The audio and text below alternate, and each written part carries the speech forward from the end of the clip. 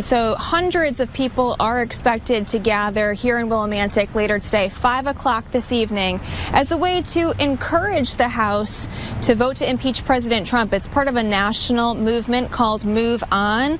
They've organized more than 500 of these rallies with 100,000 people already registered. And here in Willimantic, nearly 200 people already pre-registered for this evening's event. The House of Representatives is set to vote on impeachment this Wednesday. I'm worried that we won't get a fair trial where all the facts and all the truth comes out. Now, this rally was actually scheduled to happen tomorrow, but because of all that impending weather we've been hearing about this morning, it was moved to today. There are also 8 other rallies scheduled across the state. Live in Willimantic, Caitlin Francis, Channel 3 Eyewitness News. So this is actually part of a nationwide movement, so people will be gathering here in Willimantic later this evening as a way to encourage the House to vote to impeach the president. President Trump facing 2 charges, abuse of power and obstruction of Congress. The Democratic majority in the House is expected to vote for impeachment. Top officials already looking toward a potential Senate trial. Senate Minority Leader Chuck Schumer wrote a letter to Majority Leader Mitch McConnell asking for 4 current and former Trump administration officials to testify. Republicans do not believe witnesses should be called, and they are working on a strategy.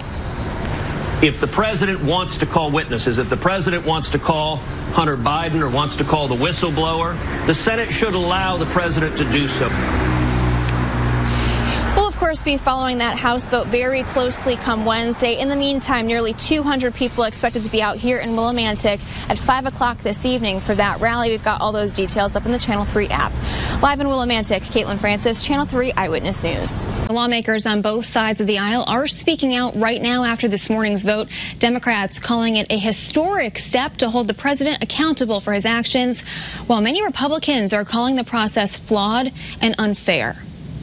Mr. Nadler? Aye. Mr. Nadler votes aye. The House Judiciary Committee approved 2 articles of impeachment against President Trump this morning. The first for abuse of power, the second, obstruction of Congress. Mr. Collins? No. Mr. Collins votes no. This was a kangaroo court.